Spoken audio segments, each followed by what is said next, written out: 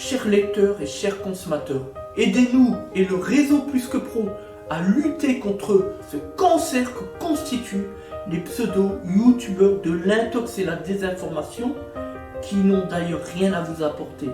À lutter également contre tant d'entreprises frauduleuses et tant d'imposteurs qui colmatent nos métiers de l'automobile après-vente.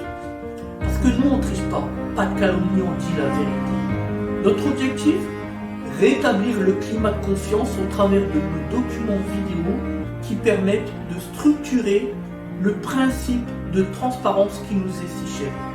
Faites-nous confiance, abonnez-vous et à tout de suite. Vidéo des Autotransact Talange, réseau Plus que Pro.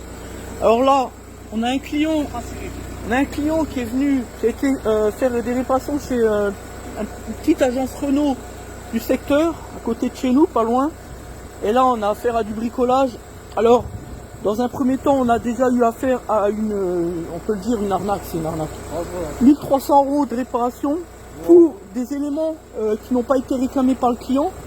Par contre, s'agissant de la demande du client, voyant moteur, problème anti-pollution, etc., enfin, problème moteur, là, on n'a rien fait. Voilà. Donc là, on est dans le bricolage. On a remplacé plein d'éléments. On a donc remplacé la colonne de direction, alors que ici, on retrouve ce qu'on a pu penser comme un petit jeu au niveau de la direction. Donc là on met le cric, le client est juste à côté et on voit qu'en fait l'écrou totalement desserré. Donc là on est dans un cas typique de mise en danger sur la vie d'autrui, s'agissant en plus d'une personne âgée de plus de 70 ans, une dame. Donc imaginez un peu la scène. Je ne sais pas ce qui a été changé, a priori la colonne de direction, d'après le client, d'après la facture aussi, ils ont simplement oublié leur conscience professionnelle et de faire du bon travail, puisqu'on a l'écrou qui n'est pas serré. Ce petit jeu qui est créé à cause que l'écrou est desserré, ça peut tout simplement faire casser carrément la route de direction, et chacun le sait, pas de direction mort au tournant. Voilà. Donc là, c'est juste, au-delà de la mauvaise chose, au-delà de l'incompétence, c'est vraiment du travail de merde. C'est vraiment pour prendre de l'argent, on l'a bien vu d'ailleurs, puisqu'on a une facture de 1300 €, et tout ça pour même pas faire le travail correctement, et surtout pour ne pas répondre à la demande liminaire de la cliente âgée, on le rappelle, de plus de 73 ans, qui est juste à côté d'ailleurs.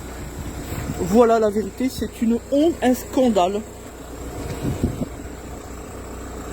1340 €, voilà la vérité. On a un véhicule d'ailleurs, on a une intervention qui a été réalisée, on est d'accord, un petit peu plus tard qu'en 2010, sauf qu'on a un tampon du 16 mars 2010. Donc l'intervention a été réalisée, évidemment, on va le montrer, elle a été réalisée, ah bah oui, sur le ticket. Le 16 mars 2022, mais on a un tampon, payez-le en 2010. Ça démontre juste, franchement, il n'y a pas besoin d'en dire plus sur le niveau, la compétence et le sérieux de ce prestataire, un agent Renault, un bricoleur, qui se soucie plus de son profit, de son portefeuille, que des besoins et les attentes de la cliente. Encore une fois, on le dit, plus de 73 ans, du troisième âge, qui a ni plus ni moins subi un abus de faiblesse. Voilà la vérité, c'est rien d'autre qu'un abus de faiblesse. C'est une honte, un scandale.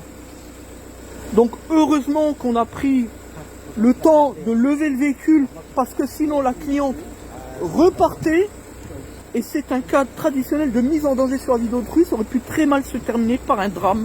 Voilà ce qui se passe quand on a affaire à un pseudo-garagiste, un bricoleur, agent Renault ou non, qui n'est pas membre du réseau Plus que Pro, j'en dirai pas plus. Un scandale. Alors, dans le cadre du document vidéo que nous vous avons présenté, qui est extrêmement grave sur le fond, d'ailleurs comme sur la forme, puisque ce sont des choses qui arrivent régulièrement, il faut bien le comprendre. Alors, je veux rapporter une précision, un élément important. Au début du document, on s'exprime de manière à mettre en avant le client, puis ensuite la cliente, puisqu'on parle du client, qui est un homme, qui est en réalité le fils, qui est dans le document, on le voit. Mais en réalité, la propriétaire du véhicule, c'est bien la dame tout au fond, que l'on remarque à un moment précis dans le cadre du document, qui est en réalité la mère du client. Et donc c'est une dame de 73 ans, donc du 3e âge. Et bien plus que cela, on a eu l'occasion, puisqu'on était à côté d'elle, et on a discuté avec, avant donc de délivrer nos conclusions. Et on a bien compris une chose, c'est la première chose qui nous frappe, c'est que c'est une personne incapable. Alors attention, c'est un terme juridique. Ça veut simplement dire que c'est une dame qui n'a pas la capacité juridique de prendre des décisions. Pour prendre des décisions, elle est obligée de s'appuyer sur quelqu'un de confiance. Voilà. C'est une personne tout simplement qui est atteinte d'une maladie dont on ne citera pas le nom ici, peu importe. Donc là, on est véritablement dans le cadre de l'abus de faiblesse. Voilà. Et je voulais vraiment mettre ça en avant pour que les gens puissent comprendre ce qui s'est passé. L'histoire, c'est l'histoire de cette dame, donc du 3e âge, qui décide, en dépit de son fils finalement, puisqu'elle ne lui demandera pas son accord, ni ne lui demandera pas non plus si c'est une bonne chose d'y aller toute seule. Elle va donc voir le garagiste, qui est un agent Renault, on l'a dit dans le document, pour faire réparer son véhicule. Le problème qu'elle a, c'est qu'elle vient de sortir du contrôle technique, et elle a donc le voyant moteur. Voilà. Donc sa panne, c'est un rapport direct avec le moteur, on est bien d'accord. Voyant moteur allumé, elle se rend donc chez le garagiste, l'agent Renault, et qu'est-ce qu'il lui dit? Il lui dit, ah ben nous, vous savez madame, on fait le diagnostic de tous les éléments du véhicule. Donc après coup, la dame, toujours âgée de 73 ans, incapable, du 3e âge, elle se retrouve avec un devis comme ça de plus de 1000 euros, on l'a indiqué dans le document, 1350 euros. On vous a même montré la facture, ça on ne peut pas tricher. Sauf que dans ces 1350 euros de devis, la dame n'hésitera pas d'ailleurs à faire les travaux, parce que pour elle, qui n'a pas vraiment compris la situation, elle pense que cela va donc résoudre son problème pour lui permettre de représenter le véhicule à la contre-visite, contrôle technique. Voilà. Sauf que dans le devis, on a un certain nombre d'éléments, tout sauf ce qui permettrait justement de faire supprimer le voyant moteur. Donc, on a le garagiste qui va remplacer un airbag, qui va remplacer un cylindre bloc d'échappement, qui va aussi remplacer, et ce qui est le plus intéressant dans ce dossier, la colonne de direction, qui va être déterminant dans le préjudice subi par la cliente. A posteriori, vous allez le comprendre, d'ailleurs vous l'avez déjà compris puisque vous avez vu le document. Mais en aucun cas, on a un élément qui permettra à la dame de voir son voyant moteur éliminé. Parce que c'est pour ça qu'elle vient. Donc finalement, on se préoccupe plus côté garagiste de son porte-monnaie, de son intérêt propre, plutôt que d'écouter les réels besoins de la cliente. C'est pourquoi la cliente est venue. Parce que la cliente, elle se fout bien pas mal de savoir s'il y a un cylindre qui est sur le point de s'arracher, parce que je pense pas que ce soit le cas, puisque au contrôle technique, on l'aurait vu. Sauf que on l'a pas vu sur le document vidéo, mais à un moment donné, le fils nous a montré le procédure de contrôle technique. Il n'y a rien ni sur le cylindre bloc, ni sur le prétentionneur, ni sur l'airbag, ni même sur la direction. C'est ça qui est intéressant. Parce que le plus cher dans tout ça, bah, c'est la colonne de direction, qui a été remplacée donc par cet agent Renault. Une colonne de direction qui non seulement n'avait aucune faille, mais qui plus est, a été totalement mal remplacée par le prestataire, puisque vous l'avez vu, on s'est retrouvé avec un écrou au niveau de la rotule de direction et l'emmanchement sur la biellette de direction, non loin de la crémaillère,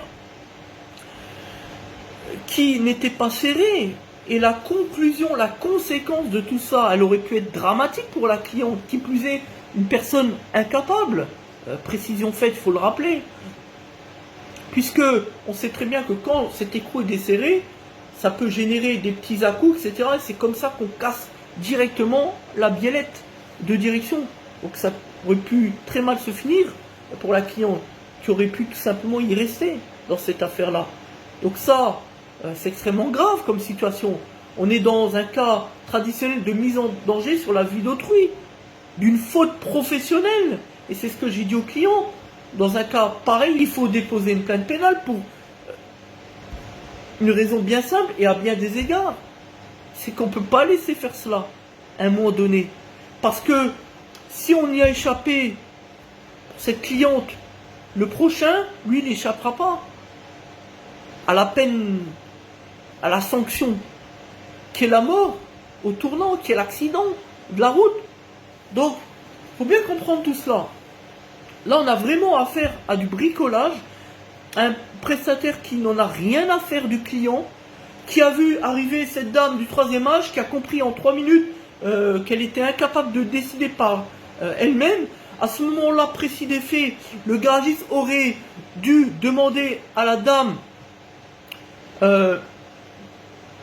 si elle comprenait ce qu'elle signait, et même pour aller plus loin, n'aurait jamais dû lui demander de signer, mais de faire appel à une personne soit majeure, soit une personne qui est responsable d'elle.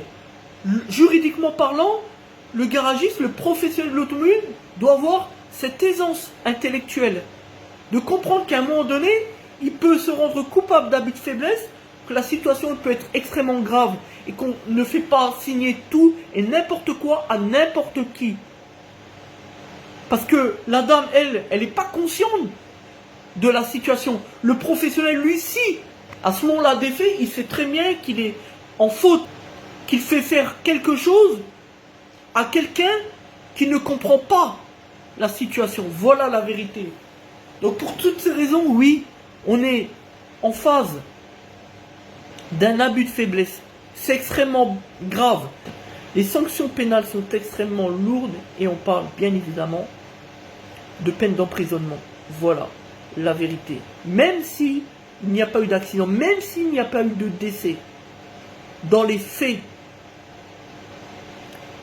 il y a abus de faiblesse. Il y a surtout faute professionnelle. Donc, ce qu'il faut en retirer de tout ça, c'est que quand vous êtes une personne du 3e âge, ne vous déplacez pas tout seul, mais accompagnez-vous d'une personne qui est en mesure de gérer la situation. Voilà. Et surtout, faites faire plusieurs devis. Demandez conseil autour de vous. Ne signez jamais en one shot. Ne cédez jamais à la tentation du « Ah, j'ai pas le temps, il faut que je fasse réparer vite. Ma voiture, il faut que je la représente au contrôle technique. » Ne cédez jamais à la tentation de ces choses-là. Parce que c'est comme cela qu'on prend toujours les mauvaises décisions. Voilà. Merci à tous. Les Autotrans à Calange pour la défense du consommateur. Merci de nous faire confiance.